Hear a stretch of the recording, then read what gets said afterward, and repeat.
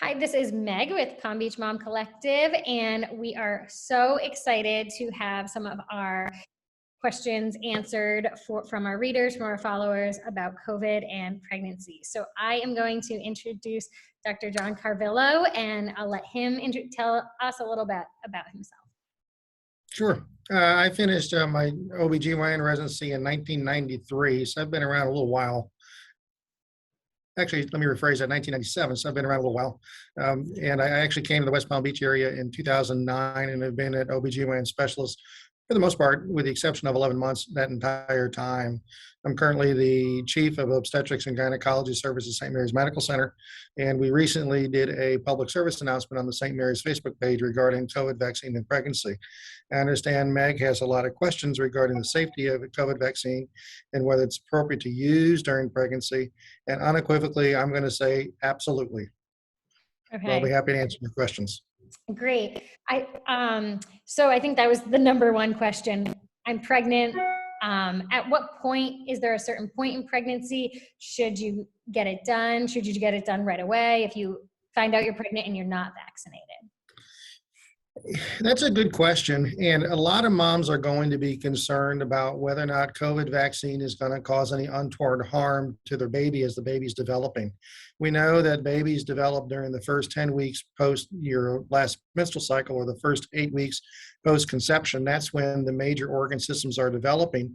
And really, once you get beyond that, so really once you're beyond 10 weeks, the major organ systems are all there. They're just continuing to mature and develop. The question becomes, does receiving a COVID vaccine during the early parts of pregnancy increase a woman's risk for miscarriage, pregnancy loss, or even cause birth defects? And the answer is no to all of those. When the original vaccine trials for Pfizer and Moderna were started, they did not include women who were pregnant. They purposefully chose to exclude that patient population. But there were women who were enrolled in those vaccine trials who didn't know they were pregnant, or they became pregnant shortly after they started receiving the vaccine. So we had some data on very early pregnancies, and we found out that actually the risk of miscarriage was higher in the placebo groups, not the group that actually received the vaccine. And there was no risk of untoward effects toward the pregnancy, meaning birth defects or malformations. We've since developed a registry of almost 180,000 moms who have now completed the vaccine, delivered their babies, and we know of no untoward effects toward the developing baby to moms who have received the vaccine. If a mom is cautious regarding the vaccine, I think it's reasonable to wait till you're in the second trimester, so when you're 14 weeks or beyond. But certainly at that point, anytime during the pregnancy, if you choose to get the vaccine, it's reasonable. If you have underlying health concerns where pregnancy physiology would increase your risk for severe morbidity or illness, then go ahead and get the vaccine at any time during the pregnancy. But if you chose to wait to after 14 weeks, I think it's a reasonable consideration. Okay. And one of the questions I had from a mother who's trying to get pregnant, she's already vaccinated, and she said, then if I do get pregnant, will I be eligible for the booster that is going to be available for people with underlying conditions? That's actually an interesting walk a fine line, because if you read the CDC's website recently, just from a few days ago, they're recommending boosters if you received the vaccine more than 8 months ago. Perfect. So it's beyond the 6 months, it's 8 months or longer. And they're actually recommending rolling out the booster, much like they rolled out the vaccine, prioritizing individuals who are at risk for getting ill. So the CDC recommends, are you an elderly individual, 65 years or older? Are you a healthcare provider or another at-risk group? Realistically, you can walk into any pharmacy, Walgreens or CVS, you fill off a little checklist. There's no way to fact check it, and people are putting themselves in little high risk groups. So people who ordinarily wouldn't necessarily meet criteria to get a booster are getting boosters. But the important consideration is whichever vaccine you got first, that's the one you get as a booster. So if you completed your Pfizer vaccine 8 months ago, you get Pfizer. If you completed Moderna 8 months ago, you get a Moderna booster. There's no recommendations yet for the Johnson & Johnson vaccine yet, because that data was actually came out 2 months later. So the CDC doesn't actually plan to make a comment regarding boosters for the Johnson & Johnson vaccine until at least 2 months from now, because that data is still being collected. Okay. Wow. This is all amazing information. And so I think then one of the questions just about COVID. Are you more susceptible to COVID while you are pregnant, while your body is more run down? Let me understand the question. Let me rephrase it and see if I understand correctly. Are you asking, does COVID potentially cause a more severe illness because you're pregnant and your body may be changed? Is that a correct statement? That is a correct statement. Yep. Okay. The short answer is absolutely. We know from coronavirus outbreaks in the past, epidemics that hit China in the early 2000s, and even epidemics that hit the Middle East and Iran in the later 2000s. We know that those coronavirus infections were actually more serious for moms who are pregnant. Same with flu. If you look at influenza, and a shameless plug for get your flu shot, since we're not talking about flu, but I want to throw it in there. Okay.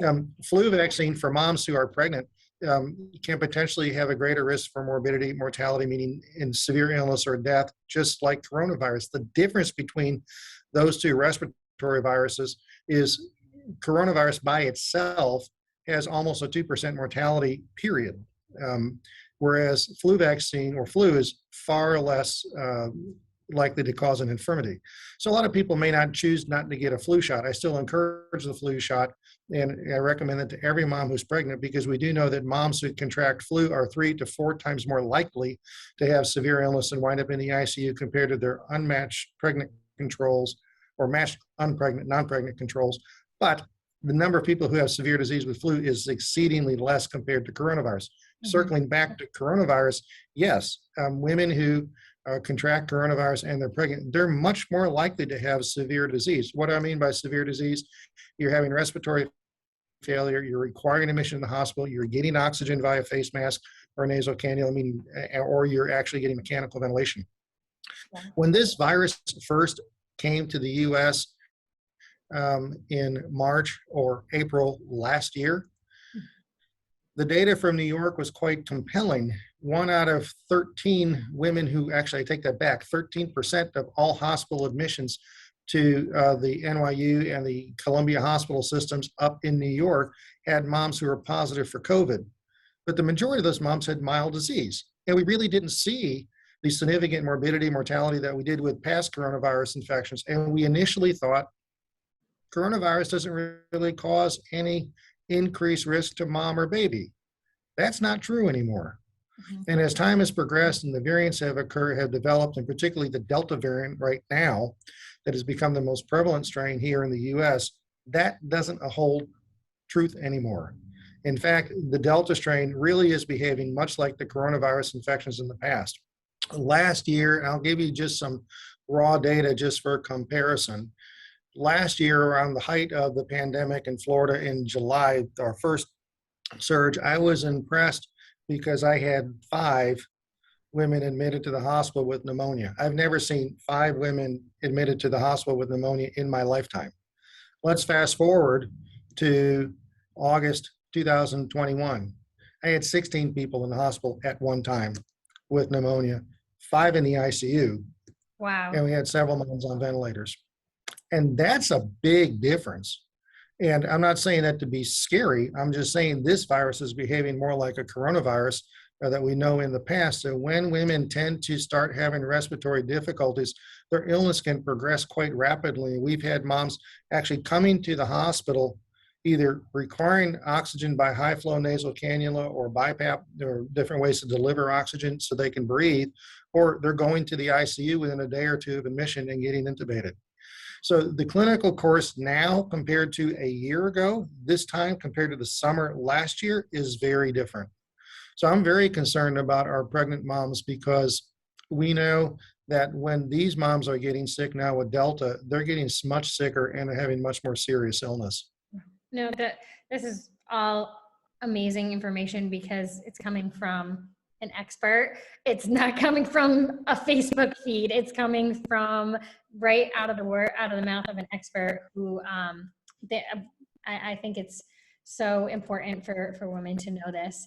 So I think Well, thank that, you for the word expert. I'm going to use the phrase informed observer because, okay.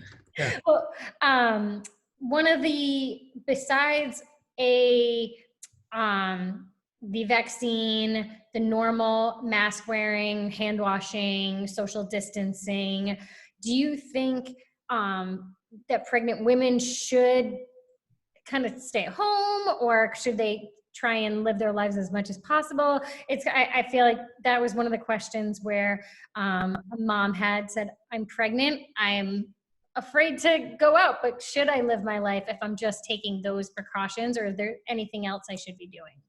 I'm going to answer your question with a shared anecdote that's personal for me. I'm never going to be pregnant. I'm happy I'm never going to be pregnant. But since the virus started back in November, December in 2019, and we all started becoming much more conscious about hand washing, wearing masks, maintaining appropriate distances, I haven't got a cold in almost 2 years. I probably just jinxed myself, but I haven't gotten a Knock cold on wood. in almost 2 years. And I'm in the hospital. I'm out in the community. I'm doing pretty much a normal routine.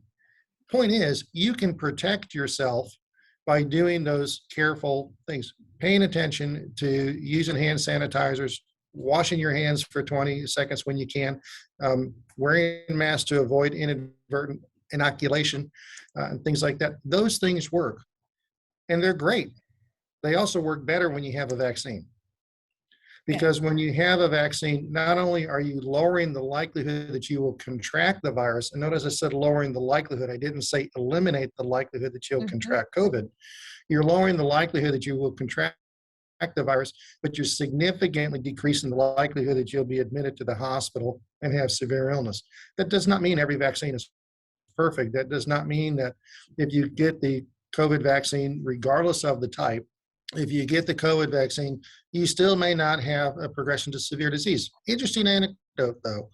A few weeks back, Jackson Memorial Health System in Miami published their data just verbally on what they had with moms and dads who were admitted to the hospital with COVID vaccine.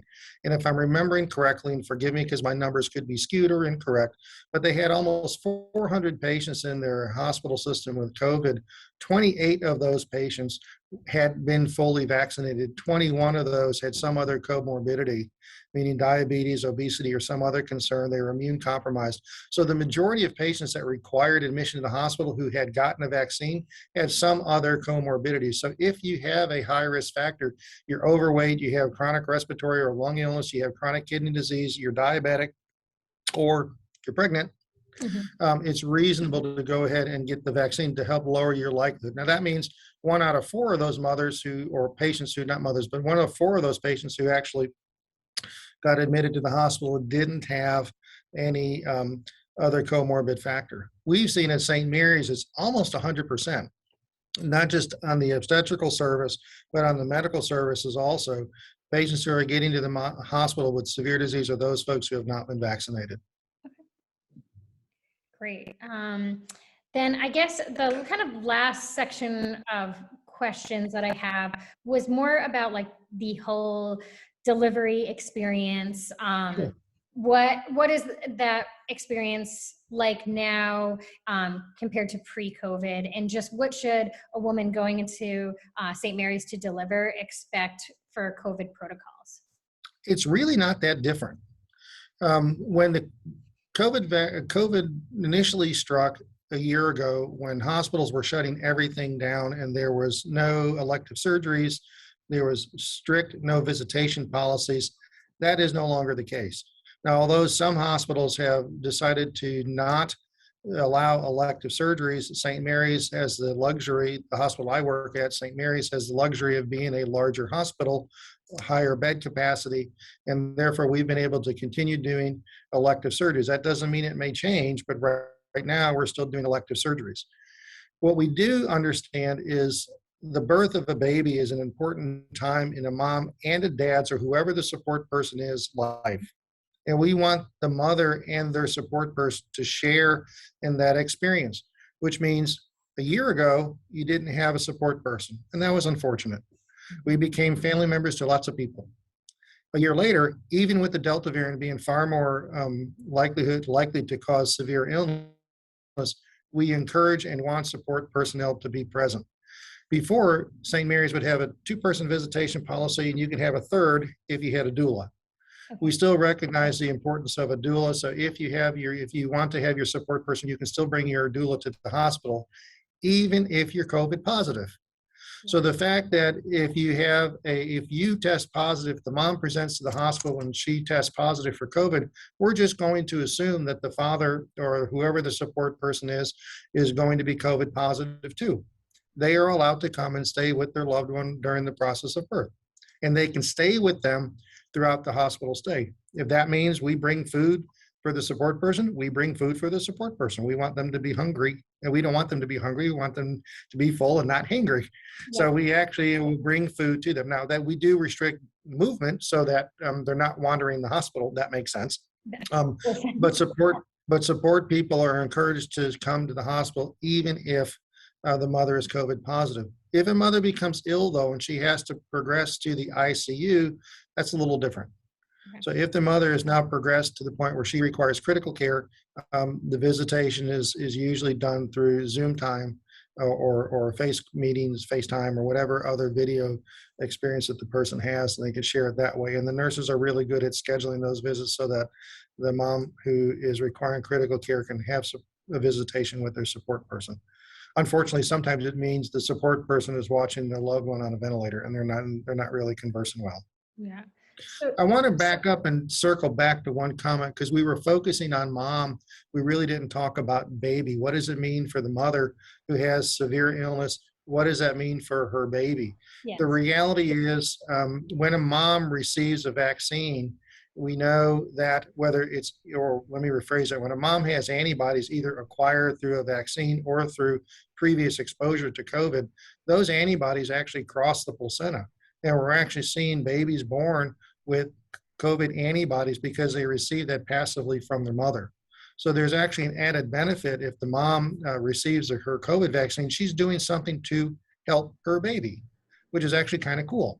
Yeah. If the other support people in the family should also consider getting a COVID vaccine because they are able to prevent infection to their baby. Same goes with flu, same goes with pertussis. And there's perfectly good reasons, and I'm going to take a moment to talk about the other vaccines, is a perfectly good reason to get other vaccinations while you're pregnant to protect the newborn because the babies don't have any natural immunity. But sometimes mom's illness progresses rather severely and she requires delivery. And that means potentially putting a baby that would ordinarily most likely deliver at term into the NICU because the baby's being delivered prematurely. And we've had several premature births only because the mother's respiratory status was so severe, she was either failing and required life-saving delivery to save her life, and that resulted in putting a 25-week, 26-week, 27-week baby in the NICU.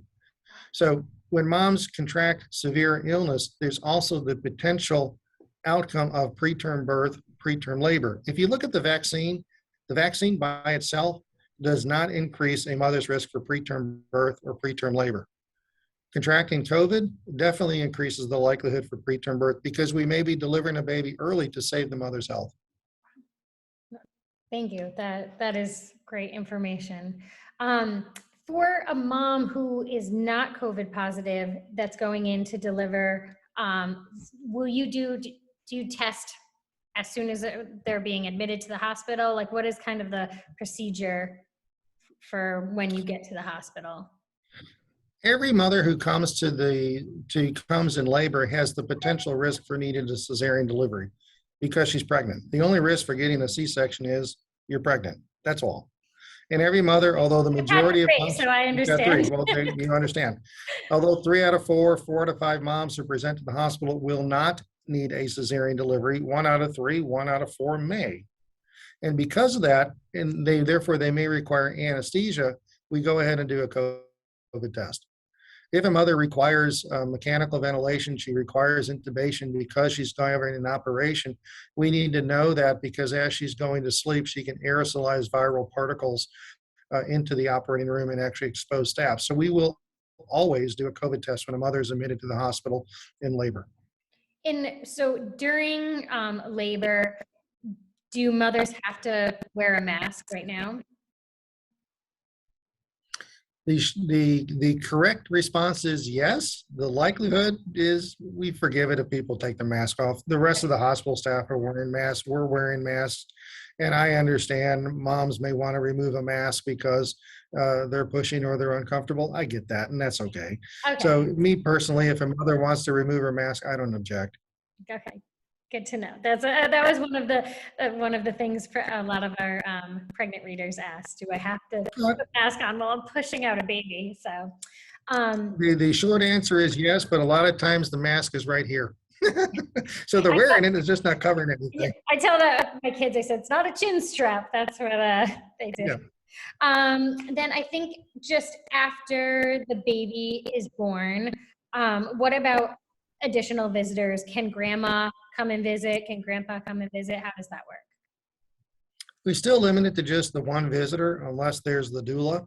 Okay. So whoever the support person is, that's the person who's going to stay with mom and baby, and that's the person who's going to get a wristband. So if a mother does, or a baby does require admission to the ICU, the mother automatically gets a wristband, and whomever she designates as her support person, that person will also get a wristband. Okay. But as far as visitation with baby, it's still limited to that. We have not generalized that to anybody can come in. I think as of right now, those are all of the questions that I have. I truly appreciate this insight, and this has just been incredible. And these are just some great information for our readers and for people who are pregnant or planning to get pregnant soon. So thank you so much. Well, thank you for inviting me to speak, and talk about this. It's an important topic, and the more moms know, hopefully they can make an informed decision that's best for them. Do I encourage every mom to get a vaccine? The answer is yes. Do I understand not every mom will choose a vaccine? Of course. But it's important to get information that's appropriate so a mother can make the best decision for her and her baby. Great. Thank you so much. I'm going to hit end recording.